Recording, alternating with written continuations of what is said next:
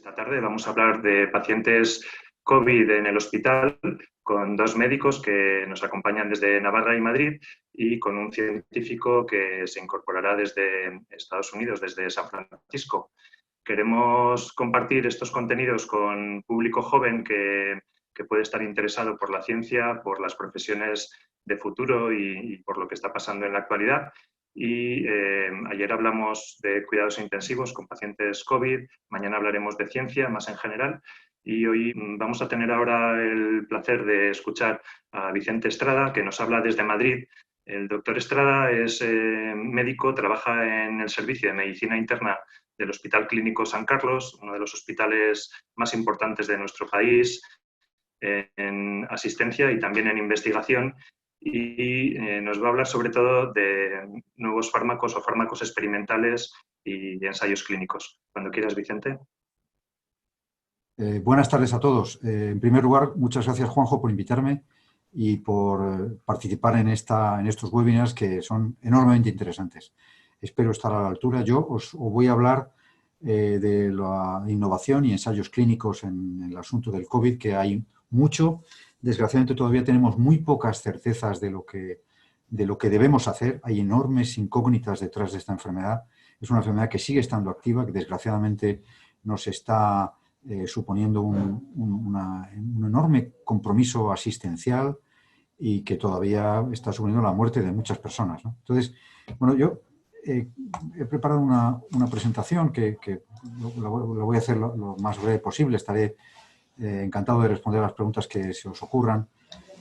En principio, la innovación en medicina está basada en los resultados de los ensayos clínicos, ¿no? Entonces, la primera cuestión es, ¿qué es un ensayo clínico? Un ensayo clínico es un procedimiento a través del cual se investiga en una población determinada que tiene una patología concreta a estudio, en este caso el COVID, un tratamiento experimental que se compara con algo, ¿no? Que se compara con el estándar, ¿no? El estándar, cuando empezamos a ver pacientes con COVID, no había estándar, y esto generó muchísimos problemas de manejo en un principio, porque todo lo que teníamos era insuficiente, la evidencia era francamente débil. Pero en todo caso, este es el procedimiento que usamos en medicina para llegar a las conclusiones de los medicamentos. Una población que tiene una determinada enfermedad recibe un tratamiento u otro de manera aleatorizada, con el dado que está aquí puesto en esta imagen. Los pacientes son enmascarados para evitar que haya sesgo, se siguen durante el tiempo que se considera y se determina un endpoint principal, una variable de resultado, que es la que se compara entre los dos brazos del estudio y se llega a la conclusión si el tratamiento es mejor que el control o no lo es, ¿no? Si es no inferior o superior o inferior, ¿no? Entonces, ensayos clínicos en COVID, hay miles de ensayos clínicos en COVID. Ya os han comentado que en España habrá decenas de ensayos clínicos y estos son los ensayos clínicos que están registrados en la página del Clinical Trials. 3.328 estudios para COVID. Hay mucha investigación. La mayor parte de estos ensayos no llegarán probablemente a buen fin, pero veis que hay una enorme cantidad de proyectos de investigación en marcha. Nosotros hemos simplificado la enfermedad de esta forma esquemática, ¿no? La enfermedad tiene una primera fase de origen viral. No existiría el COVID si no fuera por el virus, por el SARS-CoV-2, pero en ocasiones esto no es lo más importante. Lo más importante a veces es la respuesta inflamatoria. Luego, por tanto, los tratamientos que se están ensayando y todos los procedimientos de manejo de esta enfermedad están basadas o bien en la utilidad antiviral o en la utilidad antiinflamatoria, como os han comentado. Esto es muy esquemático, efectivamente, pero es una forma de proceder. Hay fármacos que ya han pasado la fase de los ensayos clínicos y su uso está establecido.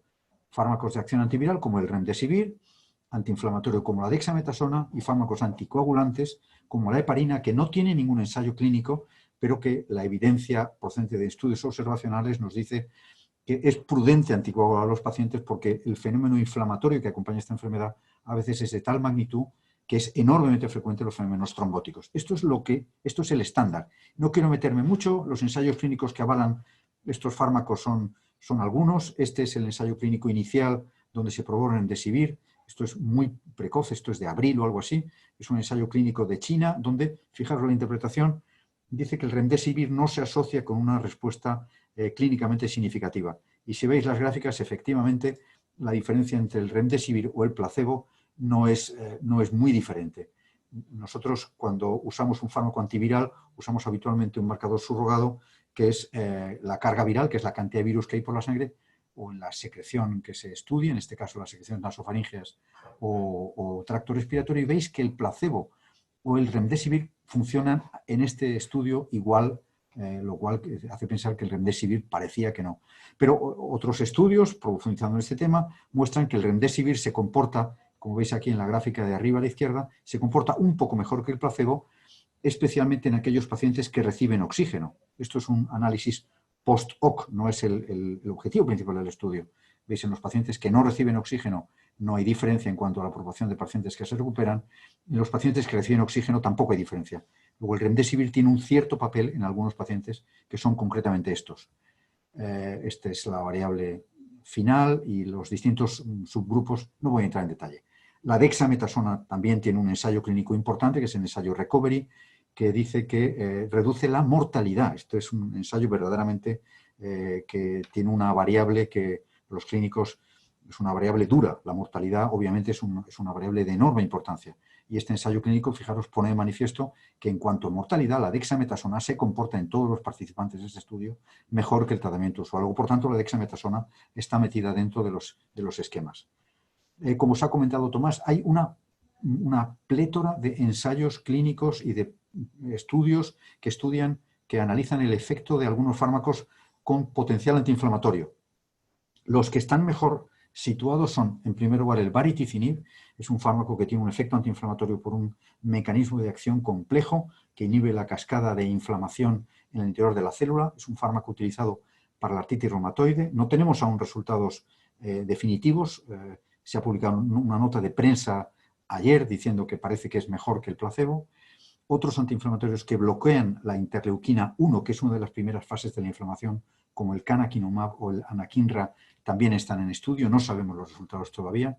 El tocilizumab es un fármaco que tiene una acción antiinflamatoria un poco más tardía. Hay muchos estudios observacionales que dicen que es eficaz, pero no hay ningún ensayo clínico concluyente. Hay un fármaco que está en estudio, que es un inhibidor de la fracción 5A del complemento, que está en estudio también, tampoco sabemos bien. El nexo entre inflamación y trombosis en esta enfermedad es especialmente relevante, luego, por tanto, a lo mejor alguno de estos fármacos podría tener algún papel. Esto es un poco el esquema de la producción de los mediadores de la inflamación.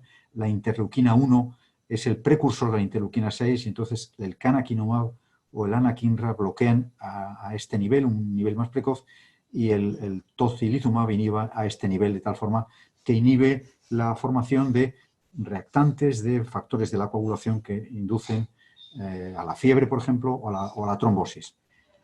Y ya termino para dar pie, si os parece, al debate. Hay muchos otros fármacos que están en ensayo. Por ejemplo, la ivermectina es un fármaco que se está utilizando en algunos países por una supuesta acción antiviral. Desgraciadamente, también sabemos en esta enfermedad que la gente ha usado fármacos sin ninguna evidencia, ¿no? La ivermectina es un fármaco que está en estudio, que in vitro ofrece resultados interesantes de efecto antiviral, pero clínicamente no está aún demostrado. El plasma de convalecientes tampoco ha demostrado gran cosa. Da la impresión de que puede tener algún papel, pero esto aún está por demostrar. Esto es, las personas que han sufrido la enfermedad aportan su sangre y ese plasma se aporta al paciente enfermo, y se supone que el darle anticuerpos o darle algo que ha pasado al enfermo le viene bien. Las inmunoglobulinas también pueden aportar una inmunidad humoral que puede ayudar. Hay fármacos con acción antiviral, como comentaba Juanjo antes. El lopinavir y ritonavir está descartado, pero el tenofovir es un fármaco que podría tener una cierta utilidad también por datos in vitro.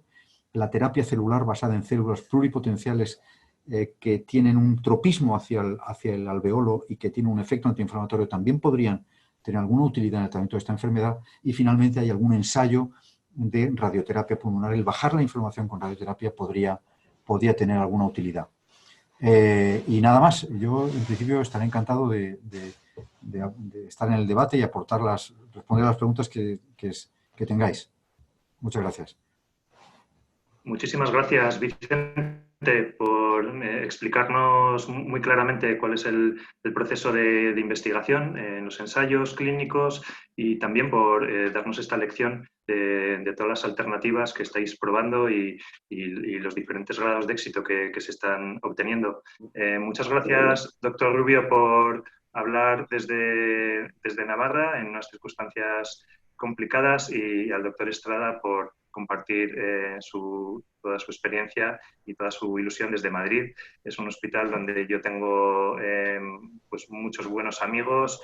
Uno de ellos es el gerente, que es un gerente navarro y al que en algún momento nos gustaría invitar también a hablar con nosotros.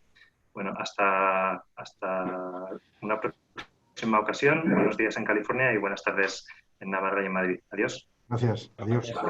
Gracias.